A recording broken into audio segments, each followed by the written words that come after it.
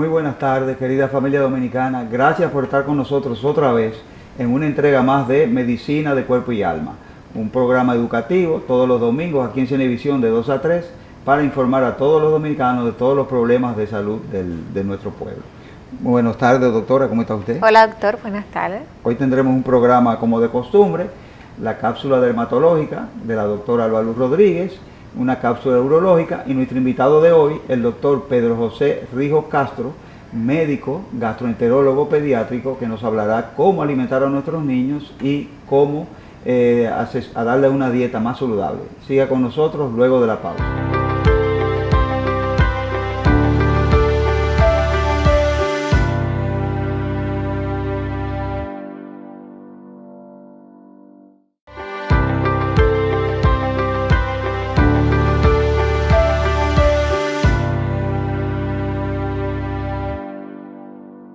Estamos en Medicina de Cuerpo y Alma y en la tarde de hoy vamos a hablar un poco sobre lo que son los golpes de calor. Fíjense que tenemos altas temperaturas en la República Dominicana y ahora mismo llegamos hasta los 41, 42 grados, produciendo esto pues un calor insoportable tanto en los horarios de la mañana como en los horarios de la tarde. Pero ¿cómo puede impactar esta temperatura a nuestro cuerpo? Fíjense que muchas personas son intolerantes a este calor y comienzan a sentirse mal. Muchas veces, no importa la hora, puede ser en horario de la mañana o en la tarde, puede ser que estén haciendo alguna actividad física o trabajando y pueden comenzar a sentirse mal. Y esto no es más que porque se sobrecarga el organismo del calor y provoca síntomas que pueden ser desde leves hasta severos. Uno de los síntomas que puede presentar una persona con un golpe de calor pues es una sensación de mareo o como que le baja la presión, aturdimiento, la piel suele tornarse roja y muy sudoroso. Una de las claves es que la piel cuando se siente un golpe de calor es que se torna de un color rojizo. También tenemos náuseas, mareos, inclusive la pérdida de la conciencia y también pueden presentar taquicardia. Los pacientes que son diabéticos, los pacientes hipertensos, pacientes que tienen trabajos en lugares poco aireados, son esos pacientes que están propensos a producirse golpes de calor. ¿Qué debemos nosotros hacer ante una situación como esa? Si usted se encuentra en haciendo un ejercicio físico, en un gimnasio o haciendo caminatas o está trabajando y comienza a sentirse mal, puede ser entonces que se trate, si hay demasiado calor en el lugar donde está, de un golpe de calor. Lo ideal es parar lo que se está haciendo, frenarse, tratar de acostarse y elevar los pies y enfriar la piel. Y la piel se debe enfriar con agua fría o con agua templada y con este enfriamiento de la piel pues van a ir mejorando los síntomas como la confusión, la náusea, la taquicardia, la opresión en el pecho. También va a ir cambiando el color de la piel, de ser una piel que se tornó roja en el momento del golpe de calor, se va a ir tornando ya de un color normal. Se debe de explicarle al paciente que debe de suspender la actividad que está realizando, no que me siento mal pero sigo haciendo el ejercicio o me siento mal pero sigo en la caminata. Lo ideal es que pare porque estamos frente a una oleada muy alta de calor y que puede tener complicaciones como infartos y fallecimientos por golpes de calor. Entonces lo ideal es que se frene el ejercicio. También para mitigar los golpes de calor es bueno andar siempre hidratado con más o menos 1 litro de agua durante el día, tomárselo para que el cuerpo se vaya, pues también hay que ayudarlo con la hidratación. También nosotros recomendamos la utilización de ropa apropiada para el clima y utilizar siempre, claro está, que siempre se los recuerdo, su protector solar durante el día cuando van para la calle. Si usted siente que el calor le afecta mucho, le baja mucho la presión, lo pone medio mareado, lo ideal es que evite hacer actividades de 11 de la mañana a 3 de la tarde. Esos son los horarios en donde pues la temperatura alcanza su máximo y que nosotros podemos estar expuestos a padecer de un golpe de calor que puede eventualmente ser un problema para nosotros, porque no solamente se presentan los síntomas mencionados, sino que puede conllevar a una emergencia médica. Y hasta aquí mi cápsula en la tarde de hoy. Vamos a continuar con el doctor Estrella luego de la pausa, y no se pierdan a nuestro invitado de la tarde de hoy, el doctor Pedro Rijo, gastroenterólogo pediatra, especialista en niños con el trastorno del espectro autista, y también vamos a estar hablando sobre el estreñimiento en los niños, cómo manejarlo y los consejos para todas aquellas familias que tienen niños que sufren de estreñimiento. Vamos a una pausa comercial y retornamos a nuestro programa.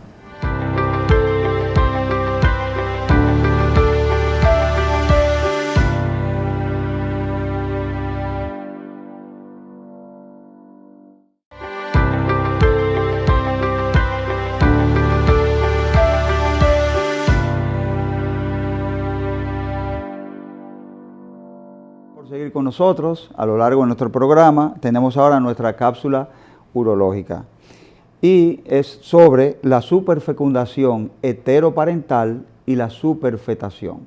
¿Por qué te traigo este tema sobre el zapete? Porque leyendo los temas médicos esta semana me encontré con este tema.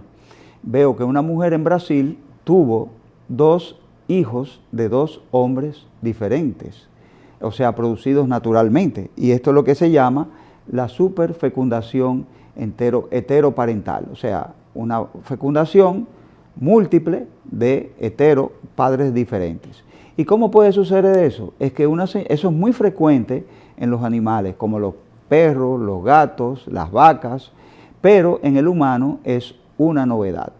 Son bebés que no tienen mucha diferencia, que fueron concebidos a más tardar 48 horas entre sí. Son bebés que se van a desarrollar maduros, son bicigóticos y son de un DNA y de un HLA completamente diferente. Son hermanos de madre y son diferentes. Pues hubo un caso recientemente en Brasil. El otro caso es de la superfetación. Eso se produce principalmente cuando en las mujeres tienen infertilidad y se le pone tratamiento para que produzcan óvulos. Ustedes saben que esos tratamientos a veces producen multiovulación, ovulación múltiple, y que esos producen una insensitividad del ovario a la progesterona, por la misma carga hormonal que produce. Entonces imaginen, una mujer in vitro queda embarazada, pero su ovario, el mes siguiente vuelve y ovula y puede tirar hasta un par de óvulos. Eso pasó en Australia en el 2016, cuando una pareja china, económicamente solvente, contrató una chica australiana de 21 años para tener un hijo biológico de ellos. Ellos hicieron un ICSI y a la chica le implantaron un óvulo. ¿Qué pasa? Esa chica al mes siguiente tuvo relaciones con su novio y quedó embarazada. Entonces, el problema que se presenta es que son bebés de 2 fechas diferentes. No puede sacar el más maduro primero. Ahí se ve, por ejemplo, 2 bebés completamente diferentes. Son hermanos de la misma madre. Y no lo puede sacar uno adelante y otro detrás. O sea, hay que sacarlos, hay que hacer el parto, los 2 al mismo tiempo. Y ese es el desafío el que se presenta. Eso no sucede muy frecuentemente, pero ha sucedido. Por eso lo traigo de colación. El origen, según se cree, está en la mitología griega. Zeus estaba enamorado de Leda. Leda no le correspondía. Y Zeus, dice la leyenda, la mitología, que se transformó en cisne. Y, vamos a decir, al comienzo del día, en la mañana, tuvo relaciones con Leda, que era la mamá también de Helena de Troya. Leda tenía su esposo que se llamaba Tíndaro, conocido por las guerras del Peloponeso en la mitología griega. Leda tuvo relaciones esa noche con Tíndaro, su esposo, y también quedó embarazada. Eso es un caso de superfetación y que se conoce en la mitología griega como Dioscorus, porque ese hecho sucedió en Grecia, específicamente en la isla de Dioscorus. Entonces, hasta aquí nuestra cápsula urológica. Siga con nosotros luego de la pausa, la entrevista con el doctor Pedro José Rijos, médico gastroenterólogo pediátrico.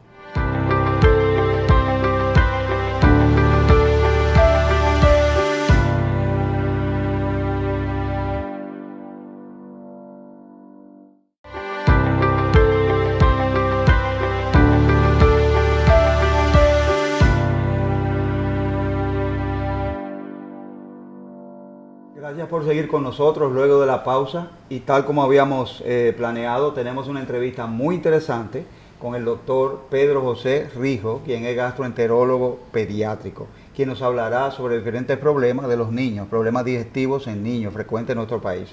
Doctor, me llama la atención, ¿por qué separar la gastroenterología y la pediatría? ¿Por qué separarla? ¿Hay enfermedades específicas de los niños que no existen en los adultos? ¿Y cuáles son los casos más frecuentes a los cuales usted ve en su consulta?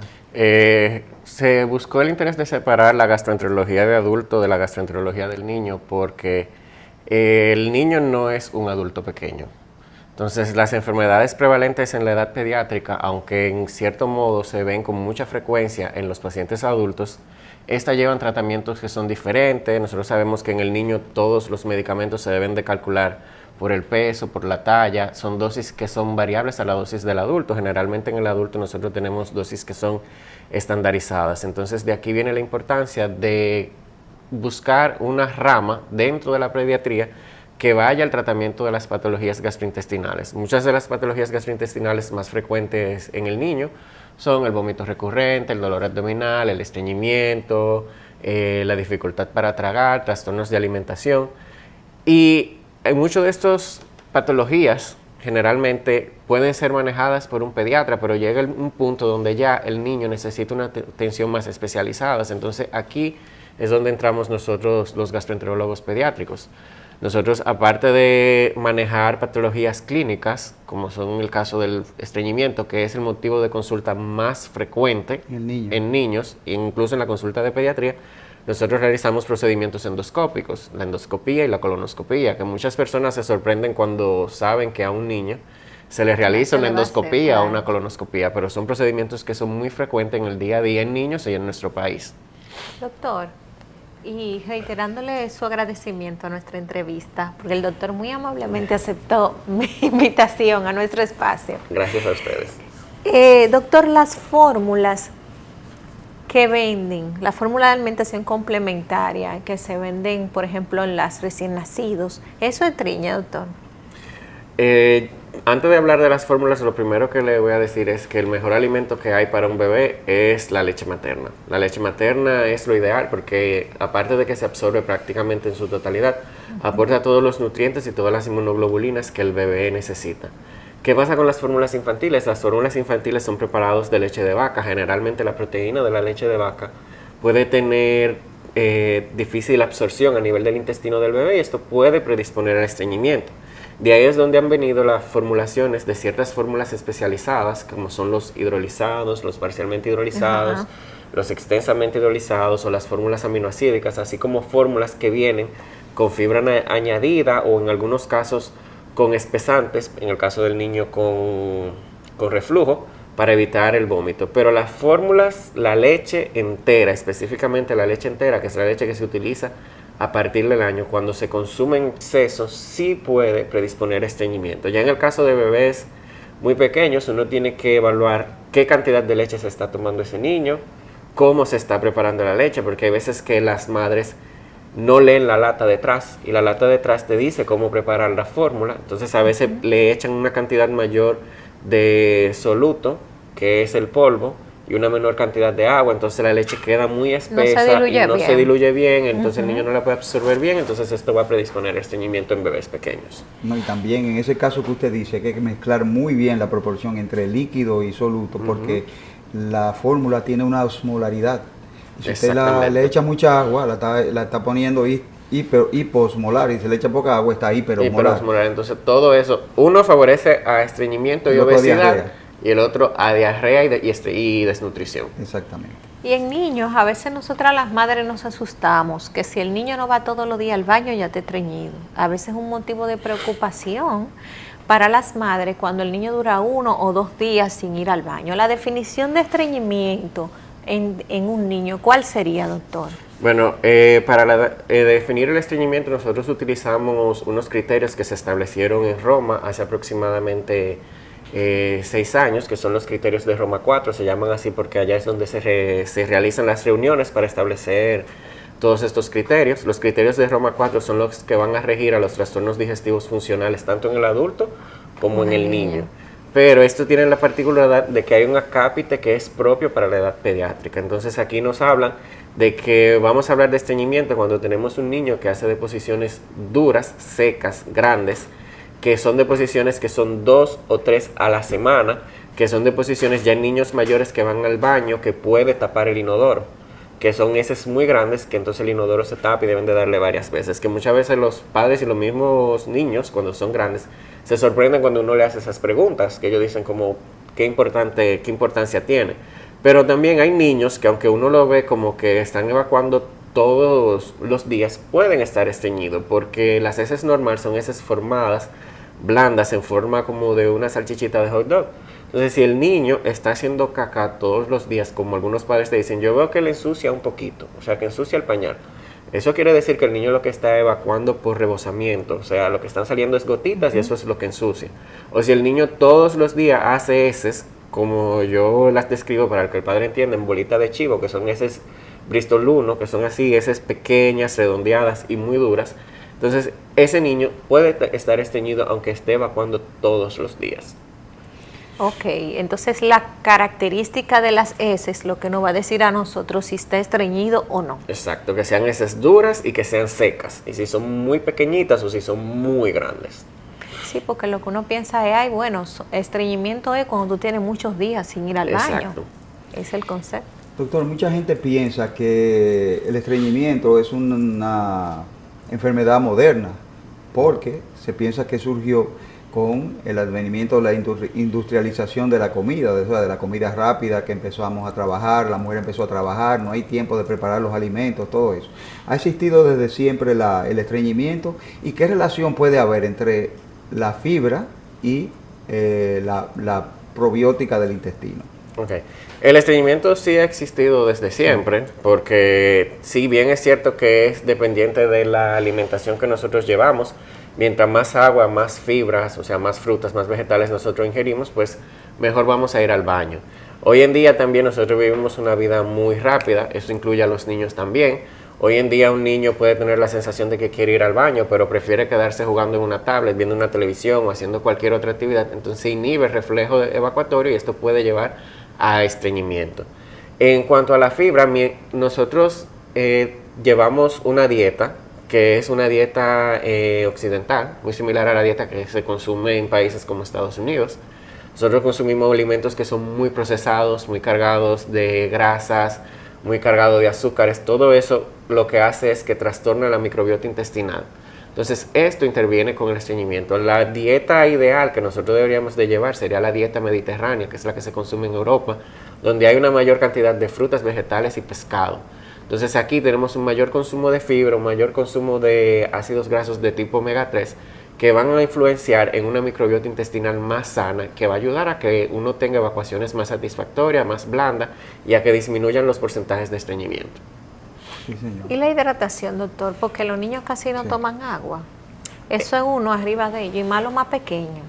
En el caso de los niños menores de 1 año, se supone que la hidratación viene dada por la leche materna. Un bebé que está siendo lactado no necesita suplementación con agua. Al momento de que el bebé cumple 6 meses, que ya se inicia la alimentación complementaria, y aquí sí empezamos a dar agua con la alimentación complementaria, aunque también si el niño está siendo lactado, ya la lactancia materna cumple los requerimientos de agua. Ya a partir del año, los requerimientos de agua van a ir variando de acuerdo al peso del niño. Nosotros utilizamos métodos para calcular la cantidad de agua que un niño necesita, pero un niño de 1 año, de 1 a 3 años, va a necesitar aproximadamente de 500 a 1000 cc de agua, que van siendo de medio litro a 1 litro de agua al día. ya en los niños mayores de 5 años de 1.5 a 2 litros y ya en los adolescentes de 2 a 2.5 litros de agua. A mayor cantidad de agua que nosotros ingerimos, más se hidrata el intestino y más esas heces se ablandan, entonces el niño va a poder hacer unas evacuaciones más blandas y más satisfactorias, porque el mayor problema del estreñimiento hoy en día es que cuando estas heces salen heces muy grandes, son muy duras, son muy secas. Entonces el niño siente dolor y esto crea un trauma en ese niño porque el niño va a hacer todo lo posible por evitar la evacuación. Entonces ustedes van a ver que son padres que van a referir que el niño aprieta la narguita, se va a una esquina, se pone en puntillita, se agacha y todo eso es evitando ese acto de evacuación porque ya él tiene una experiencia traumática donde él sufrió dolor, en algunos casos incluso hasta puede sangrar y el niño no es que él lo está haciendo porque él no quiere hacer pupú, es que él lo hace porque él quiere evitar el dolor. Miedo. Entonces, incluso en ese momento, cuando el niño está en esa situación, una de las mejores recomendaciones es no llevarlo al baño.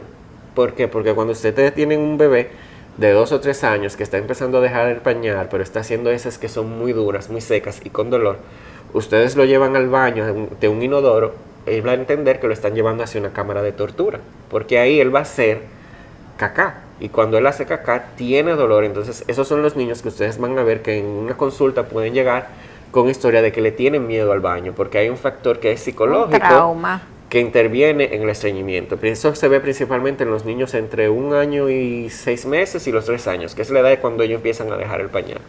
Doctor, y es muy común la utilización de supositorios cuando hay estreñimiento. Las madres muchas veces acudimos cuando vemos ya que el niño tiene varios días sin evacuar, a medidas, a veces que son normales, que uno le hace jugo de ciruela y cosas que flojan, pero sin embargo también se utilizan supositorios para que el niño evacue. ¿Ustedes están de acuerdo con eso, los gastropediatras? Cuando nosotros tenemos un niño que tiene una impactación fecal, la impactación fecal es el niño que tiene un acúmulo de heces tanto en el recto como en el sigmoide, que son heces muy duras, que son pétreas, que son difíciles de evacuar. En este caso se pudiera utilizar un enema o un supositorio de glicerina si es un niño pequeño. Pero ¿qué pasa con el enema y con el supositorio? Nosotros tenemos todo el colon, entonces la parte final es el recto y el sigmoide. Nosotros introducimos un enema o introducimos un supositorio de glicerina, lo que está en recto y sigmoide va a salir, pero todas las heces que están más arriba no salen. Entonces siempre lo ideal en caso de una impactación fecal o en caso de un niño con estreñimiento es la utilización de laxantes que sean orales, porque los laxantes orales sí van a sacar todas las heces del intestino completo. O sea, tomado. En vez de ponérselo por el ano, tomado. ¿Cuál es el más recomendable? Las guías recomiendan para países donde se encuentra este medicamento la utilización de polietilenglicol en primera línea. Nosotros tenemos ese medicamento aquí en nuestro país. Este medicamento debe de ser siempre utilizado e indicado por un gastroenterólogo pediatra por los efectos secundarios que tiene, el principal de esto siendo la deshidratación severa. Ya en otros países o en lugares donde no se consigue este medicamento, porque por ejemplo nosotros tenemos regiones del país donde ese medicamento no aparece. Entonces eso es algo que nosotros debemos de evaluar también, no simplemente, bueno, la guía dice que este es, vamos a indicar este, pero ese niño vive en Pedernales. Cuando viene a ver en Pedernales ese medicamento no aparece. Entonces en esos casos se utiliza la lactulosa o la leche de magnesia en segunda línea. Muy bien, muy bien. Doctor, y para controlar, porque bueno, la lactulosa, el polietilenglicol, todo eso nos resuelve un problema en un momento, pero existen o no se usan, quiero decir, suplementos de fibra y de probióticos para entonces resolver ese problema crónicamente. ¿Me comprende lo que le quiero decir? Sí. Generalmente una de las preocupaciones principales de los padres es con respecto al uso del laxante. Ellos entienden que cuando el niño va a utilizar el laxante, el intestino se va a acostumbrar a hacer pupú solamente con el laxante, o que el niño solamente va a hacer caca cuando esté utilizando el laxante. Esto no pasa, el niño no se acostumbra ni el intestino tampoco. Eso va a depender del tipo de laxante que se utilice. En el caso de esos laxantes, que son laxantes osmóticos, que lo que hacen es arrastrar agua hacia el intestino para que la caca se ablande, el niño ni el intestino se acostumbran a utilizarlo. Un niño pudiera durar hasta 6 meses o 1 año tomándolo todos los días y no va a pasar absolutamente nada. Lo ideal es buscar la causa por la cual ese niño está estreñido, que generalmente es la dieta o algo psicológico. Entonces lo que buscamos es regular la dieta, aumentar la ingesta de agua y de fibras, y aquí sí podemos utilizar suplementos de fibra y se pueden utilizar probióticos para ayudar a regular el ritmo intestinal. También se utiliza la educación evacuatoria, La educación evacuatoria es crear hábitos en ese niño para que él aprenda a hacer pupú, para que aprenda que no puede retener las heces, para que vaya perdiendo el miedo al baño, para entonces ir retirando el laxante poco a poco. Porque si nosotros ponemos un laxante, sí, el niño va a empezar a evacuar blando, va a hacer pupú suave todos los días. Pero cuando el niño está haciendo eso, no corregimos lo que lo tiene estreñido, suspendemos el laxante y el niño se va a volver a estreñir. Y tomar en cuenta que aunque el niño haya superado el estreñimiento puede volver a aparecer, porque es algo crónico. Y se puede dar por situaciones que uno a veces ni la piensa que pudiera llevar a estreñimiento. Y sí, por ejemplo, cambiar a un niño de la escuela, eso le puede producir estreñimiento. Una situación de bullying en la escuela, eso puede producir estreñimiento. Una situación incluso hasta con los padres, eso lo puede llevar a producir estreñimiento porque son situaciones que generan estrés.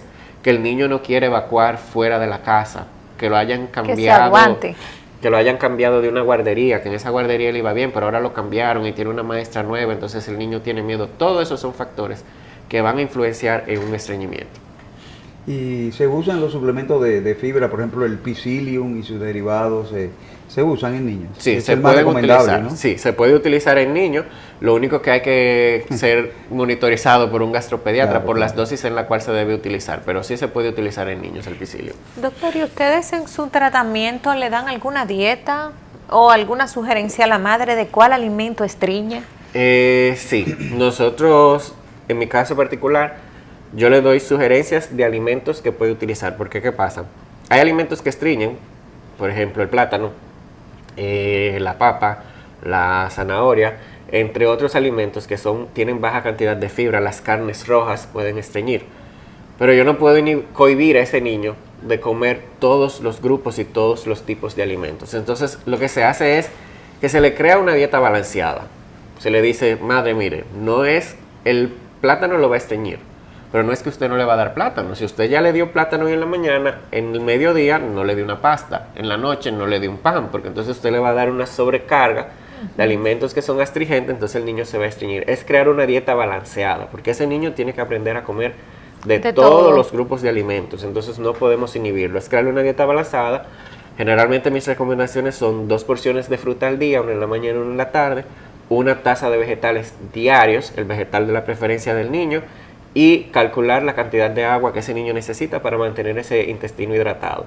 Y aquellos alimentos que estreñen, tratar de evitarlo dentro de lo posible, pero no quiere decir que no lo pueda consumir. Sí lo va a poder consumir, pero en menor cantidad. Y las meriendas, porque las meriendas son ultraprocesadas, por Sí, ejemplo. las meriendas son... La merienda, los snacks no ayudan en nada. Hoy en día la merienda es una papita de un nombre X, con una galletita de un nombre X, con una malta, un juguito procesado. Exacto. O un pan cargado de mantequilla, mayonesa y cachú, que son alimentos que van a producir estreñimiento y que de por sí no aportan nada a nivel nutricional del niño. Lo que están aportando es azúcares. Incluso yo vi un post una vez en Instagram de un señor que se quejaba de que el precio de los juguitos de cartón estaba muy alto y decía que le vamos a dar la merienda a los niños. Yo decía mejor, mientras más caro mejor, para que no lo compren y le den fruta y le den agua. Las compotas están llenas de azúcar, llenas, un 40% de azúcar. Generalmente con las compotas, yo siempre le digo a los padres lo siguiente también. Yo le digo, una compota te cuesta de 35 a 55 pesos dependiendo la marca. Pero una manzana te cuesta 55 y esa manzana tú puedes durar 2 días dándole manzana a ese bebé o prepararle una compota natural. Tú compras un guineo, lo majas con un tenedor y eso es una compota de guineo. Tú te compras un pedazo de lechosa, lo majas con un tenedor y es un pedazo de lechosa. Y es una compota de lechosa. Tú sabes que le estás dando al niño algo natural, sin químico y sin azúcar.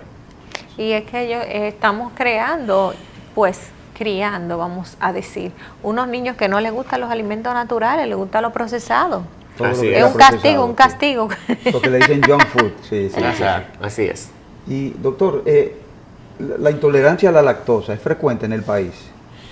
Nosotros tenemos un sobrediagnóstico de intolerancia a la lactosa, realmente. O sea, se diagnostica más de lo que es. Se diagnostica más de lo que es, porque principalmente la intolerancia a la lactosa como tal aparece generalmente después de los 2 o 3 años, es que empieza a disminuir la lactancia en el intestino.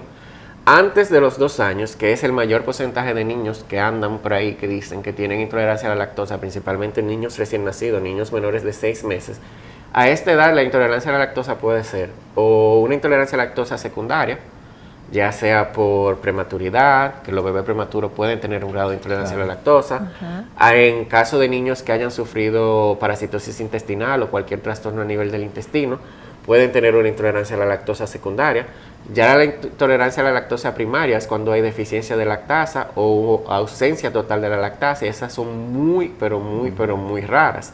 Lo que pasa es que nosotros tenemos por concepto que la presencia de un resultado de algo que se llama sustancias reductoras en las heces, esto no hace diagnóstico de intolerancia a la lactosa, y si bien se utiliza para el diagnóstico, por sí sola no lo es, porque la simple presencia de este resultado no da el diagnóstico, porque tú necesitas una clínica de un niño que tenga distensión abdominal, que tenga diarrea luego de la ingestión de la lactosa.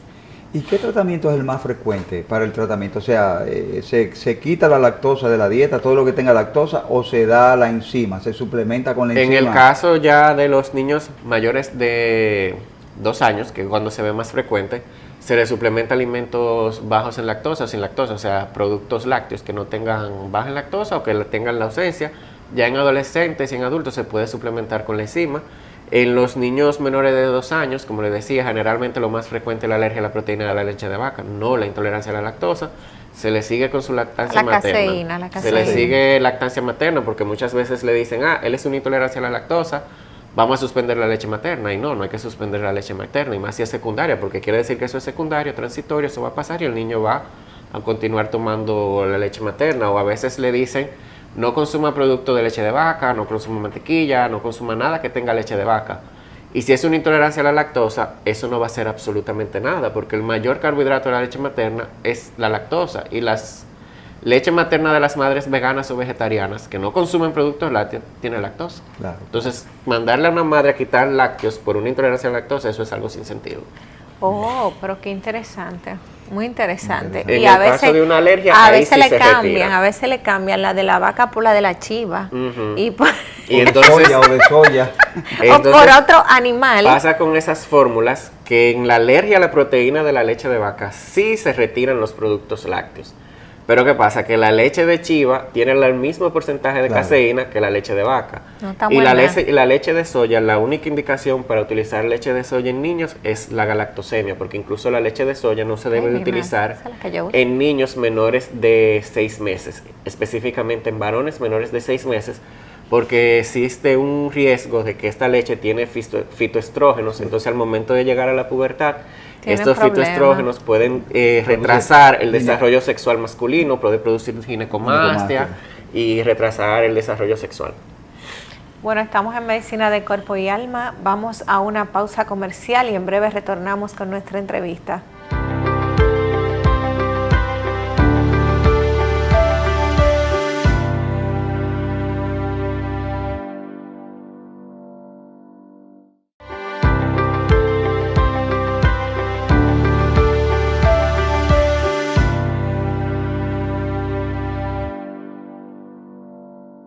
De Cuerpo y Alma, conversando con nuestro invitado en la tarde de hoy, el doctor Pedro Rijo, médico pediatra gastroenterólogo, y en esta oportunidad no quiero dejar pasar el espacio a petición de varios de nuestros seguidores, que queremos aprovechar al máximo nuestro invitado, y vamos a hablar un poco acerca de los trastornos de alimentación que presentan los niños que se encuentran dentro del espectro autista o el TEA, el cual es una situación bastante común en la actualidad, el diagnóstico de TEA y los trastornos que estos niños pueden presentar, y que muchas veces, porque no lo sabemos, pensamos que tenemos un niño mañoso, que tenemos un niño que no quiere comer porque es muy selectivo, pero hay trastornos claros definidos que se ven en esta población infantil.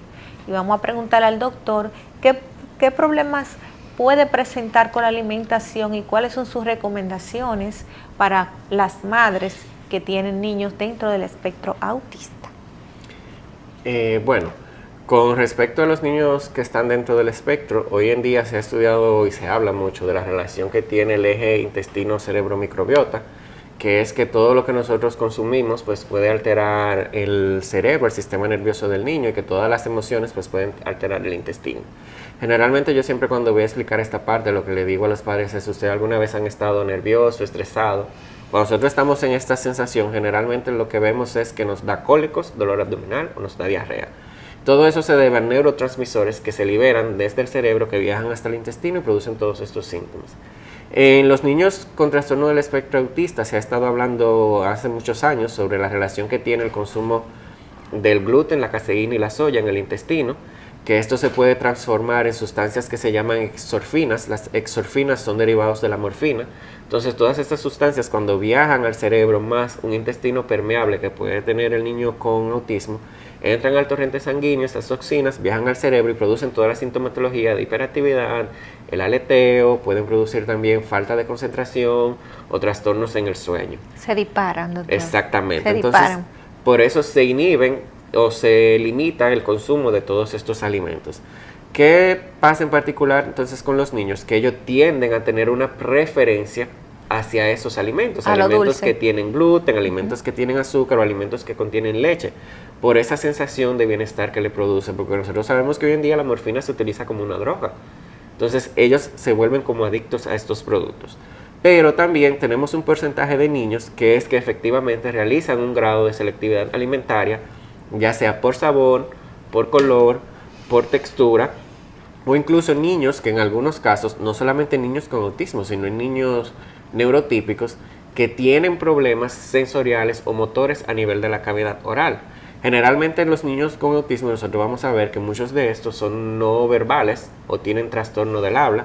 Los mismos músculos que nosotros utilizamos para comer son los que utilizamos para hablar. Entonces, si el niño no ha desarrollado el habla, esto puede también traer dificultad en la alimentación, porque el niño no va a masticar. O niños que tienen una hipersensibilidad en la cavidad oral, que cuando el alimento toca ciertas partes de la cavidad oral puede producir náuseas inmediatamente, entonces el niño va a rechazar ciertas texturas y por eso es que nosotros vemos que muchas veces el padre dice, es que yo le doy un trozo y desde que le doy el trozo veo que me hace náusea, pero si se lo doy licuado se lo come bien.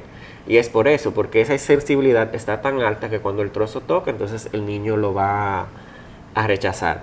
También tener en cuenta que otras causas que llevan a los trastornos de la alimentación, tanto en niños con TEA como en niños neurotípicos, es la alimentación complementaria.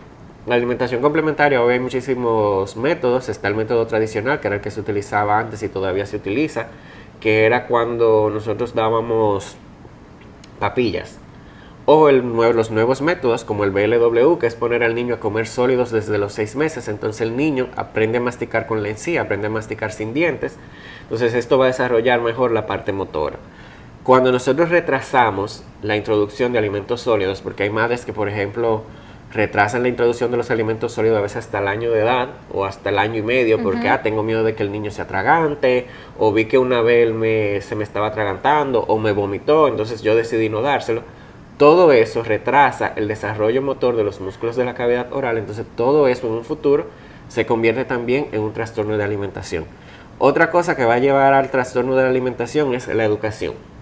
¿Por qué? Y ese es uno de los principales. ¿Por qué la educación? Porque el niño antes de los 9 años no sabe manipular, el niño no conoce manipulación, pero si cuando yo le doy a un niño o a un adulto, yo le doy un plato de locrio o un plato de moro de guandules y esa persona o ese niño dice no quiero y yo le busco un biberón de leche, pues cada vez que el niño se le ofrezca un alimento va a querer un biberón de leche.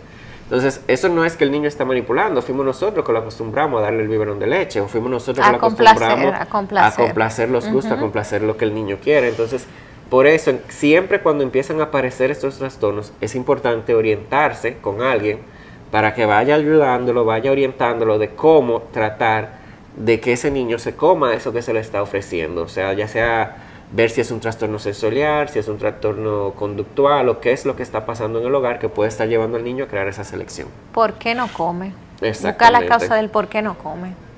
Fue muy interesante lo que usted dijo de las exorfinas que se producen en el intestino por la degradación de derivados de gluten y caseína principalmente. Porque la gente conoce las famosas endorfinas, pero no conoce las famosas exorfinas. Las endorfinas las producimos nosotros, Exacto. pero las exorfinas las producen las bacterias. Las bacterias del intestino. Y ahí viene mi pregunta. ¿Eso es normal o es por una disbacteriosis? ¿O controlando la flora del niño autista se puede evitar la producción de exorfinas? Lo que pasa es que las exorfinas se producen por la microbiota que ya de por sí habita en nuestro intestino. Los lactobacilos. Exactamente, todos los lactobacilos, las bifidobacterias. Pero ¿qué pasa con el niño con autismo? Que el niño con autismo tiene un intestino que está permeable. Esa mucosa intestinal no tiene esa barrera intestinal tan definida como la de nosotros. Deja pasar. Entonces permite el paso de esa exorfina. Entonces ahí es que viene el daño. Entonces, en el caso de nosotros, por ejemplo, que no tenemos, si tuviéramos permeabilidad intestinal, ya de por sí pudiéramos presentar ciertos trastornos de conducta o ciertos trastornos de hiperactividad, pero en un niño que ya tiene la barrera intestinal debilitada, ese intestino está inflamado, está desnutrido, van a pasar estas exorfinas produciendo todos esos síntomas. Yeah. Y tomar en cuenta que yo siempre le digo, generalmente cuando tú retiras los productos de la leche de vaca, que la leche de vaca no se necesita después del año de edad, el niño lo que necesita es leche materna y después del año de edad, todo lo que suple la leche, que generalmente el calcio, nosotros lo debemos de obtener de las frutas y de los vegetales, porque la leche de vaca ya después del año no es necesario. Pero si tú retiras la leche o los productos derivados de la leche de vaca, no solamente en un niño con autismo, sino en un niño neurotípico, uno ve un cambio, porque la leche de por sí puede producir cierto nivel de hiperactividad y cierto nivel de falta de concentración en niños que son neurotípicos. Entonces, doctor, en su experiencia personal, ¿usted ha tenido algún tipo de paciente que verdaderamente con la evitación de la caseína, con evitación del gluten y la soya, usted se ha percatado de que su comportamiento mejora, de que realmente la condición del autismo puede mejorar? Generalmente hay niños que desde que se les retiran estos alimentos se ve un cambio. Los padres refieren que ven que el niño se concentra más, que ven que el niño está más tranquilo, que disminuye los episodios de irritabilidad, los episodios de agresividad o que disminuye el aleteo, que es lo que principalmente ellos presentan. Ahora bien, algo que yo siempre explico y que digo, la dieta de autismo porque cuando nosotros hacemos esta dieta no es vamos a quitar la leche, el gluten y ya. No, eso debe de ser regido por un nutricionista que esté certificado y que sepa trabajar esta parte, porque hay ciertos suplementos que se deben de dar por la cantidad de alimentos que se van a retirar, además de que estos niños tienen déficit de algunos micronutrientes que se deben de suplementar también para poder lograr un funcionamiento. Pero ¿qué pasa? La dieta de autismo es como la dieta que nosotros hacemos cuando queremos bajar de peso. Usted hace una dieta, usted va a bajar de peso, pero usted no va a crear músculo. Porque si usted no va al gimnasio, usted no va a crear ningún tipo de músculo. Si usted no hace ejercicio, usted no va a crear ningún tipo de músculo. Claro. ¿Qué tú ganas con retirar todos estos alimentos? Que el niño se concentre más, que el niño esté más, como a veces dicen algunos padres, yo lo veo como que está más en el mundo, no lo veo tan ido. ¿Qué tú logras con que ese niño se quede sentado haciendo una actividad, que ese niño esté más tranquilo, si tú no vas a hacer nada con eso? Es decir, si tú no le vas a dar las terapias. Porque si un niño se concentra y está tranquilo y tú no le das la terapia, tú no lo llevas a terapia de conducta, no le das terapia del habla, en el caso de que tenga un trastorno del habla, si tiene un trastorno cognitivo, tú no te sientas a enseñarle los colores, a escribir, tú no ganas nada. Ok, lo tengo más tranquilo, lo tengo más concentrado, pero no le estoy dando terapia. Obviamente ese niño no va a mejorar, porque la dieta por sí sola no funciona. Ahora, la dieta más las terapias adecuadas, una educación adecuada, una educación que sea en un colegio que tenga currículum adaptado, donde se adapte el currículum a las necesidades de ese niño, porque tenemos que tener en cuenta que no todos nosotros aprendemos iguales. Hay personas que aprenden escuchando, otros leyendo y otros viendo. En esos niños hay que ver la forma en la que aprenden para tenerle un currículum adaptado a su forma de aprender, a su velocidad de aprendizaje también, porque incluso tú vas a este tipo de colegio y tú puedes ver niños que están en diferentes cursos, pero que a veces en ciertas actividades coinciden, y es por eso, por su forma en la que aprenden, tú no estás en nada tampoco, porque todo eso es un manejo que va en conjunto para lograr que estos niños sean funcionales. Claro, porque hay gente que ha dicho, y uno se encuentra muchísimos artículos, no que hay dietas que curan el autismo. No. Entonces uno no puede caer en ese gancho, simplemente que va a ser un niño multidisciplinario que va a tener sus médicos de base que le van a llevar su casa. Doctor, y cambiando un poco el tema, los famosos cordiales, que no son cordiales, los cordales, perdón, más bien son incordiales. Es cierto, hay una explicación científica de los síntomas que dicen las mamás de la famosa... Que cuando le están saliendo los dientes, doctor, que cuando le están saliendo los dientes... los dientes también normales, los dienticos de... Generalmente hay muchas personas que nosotros en nuestro país tenemos la creencia de que cuando al niño le está saliendo los dientes, presenta fiebre, presenta diarrea y presenta vómito. No quiere comer. Lo de que no quiere comer sí se puede presentar. Incluso el niño puede presentar falta de apetito, puede presentar un llanto incontrolable, porque es un diente que está saliendo por una mucosa. Incluso a nosotros cuando nos están saliendo, ya como uno dice, la muela del juicio, que son los cordales, nosotros sentimos dolor y eso nos molesta. Entonces imagínate en un bebé pequeño que esos dientes están saliendo, sí puede no querer comer porque esto le produce dolor. Ahora bien, hasta ahora no se ha visto ninguna relación entre la salida del diente con la presencia de trastornos gastrointestinales como la diarrea. Sí pudiera presentarse un poquito de temperatura porque es algo inflamatorio, entonces eso es la fiebre es una respuesta inflamatoria. Principalmente si la pieza es de arriba, exactamente, de la superior. Principalmente, exacto, cuando son piezas superiores y si en el momento en el que ese diente está saliendo, pues se produce alguna infección en conjunto, que es generalmente eso es lo que pasa, que al momento que el diente empieza a salir, hay algún ganglio que se inflama o se presenta alguna otra infección junto con la salida junto con la salida del diente. Entonces la gente inmediatamente dice, no, él hizo fiebre y le dio diarrea porque le está saliendo el diente, y generalmente no es eso, generalmente es una infección que coincidió con la salida de ese diente. Que pudiera haber algún síntoma digestivo, pero yo pienso secundario a que el niño no mastica bien, porque no quiere lastimarse su encía. Y le da muchísimas cosas el farmacéutico tomado para... Sí, había un producto famoso. Salió del mercado. Salió del mercado, el Cordial de Monet. Sí. Salió del mercado, pero todo el mundo se crió. Pero lo venden en Amazon todavía, yo creo. Bueno, señores, hasta aquí nuestra entrevista con el doctor Pedro José Rijo, médico, gastroenterólogo pediátrico, a quien le agradecemos infinitamente su presencia. Una disertación excelente, ¿verdad, doctora? Claro que sí, tiene sus redes sociales que lo pueden conseguir también en Instagram como Pedro Rijo, ¿verdad, doctor? Que son sus redes. Rijo Gastropediatra. Rijo Gastropediatra, ante cualquier duda, comentario. Y recuérdense que estamos también nosotros en YouTube, y que pueden visualizar nuestra entrevista por ahí, y cualquier cosa y contactarse con el doctor pueden verlo en sus redes. Sí, a ustedes también, queridos televidentes, gracias por habernos sintonizado una vez más aquí en Medicina de Cuerpo y Alma, todos los domingos de 2 a 3 en Cinevisión Canal 19. Sí, síganos también en YouTube y gracias por sintonizarnos. Hasta el próximo domingo.